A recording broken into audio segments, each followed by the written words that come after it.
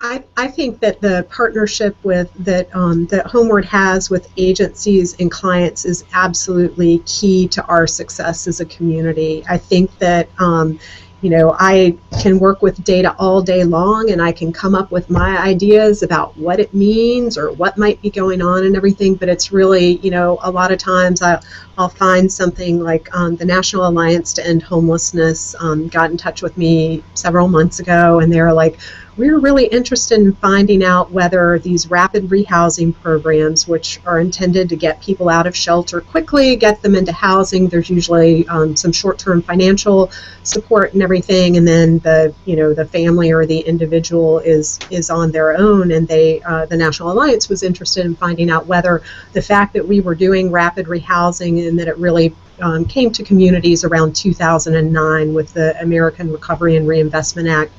They wanted to know whether that had resulted in shorter periods of time in shelter for families, because that's who the intervention was initially targeted towards. And so I looked at the data and did not find what I had hoped to see. It looked like our lengths of stay, our average lengths of stay were going up, our median lengths of stay were going up, and so I had some thoughts about what might be going on. Maybe rapid rehousing is just taking too long to get people connected, and when I reached out to providers to find out what they thought was really going on, the story was quite a bit different. And I think that obviously speaks to the fact that I am not working directly with clients, and I don't have a program that is serving clients, so I can guess, but I don't know, and it's really speaking to providers about what their experiences are that really helps me figure out, like, what is the truth, what's really going on here. And one of the interesting obstacles that we found to housing families quickly is that we have this awesome partnership with Richmond Redevelopment and Housing Authority that gives some preference to homeless families to get into public housing.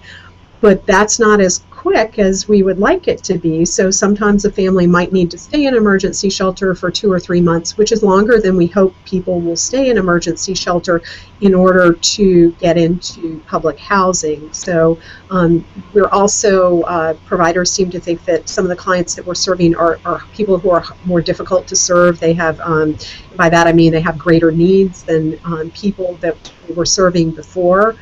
We also, providers used to kick people out of programs more easily in the past. So if somebody did present with more needs, or maybe had a difficult personality or something like that, they could actually get kicked out of shelter. So then their shelter stay is done. There's your short shelter stay. So it was really by talking with providers that I understood better what seemed to really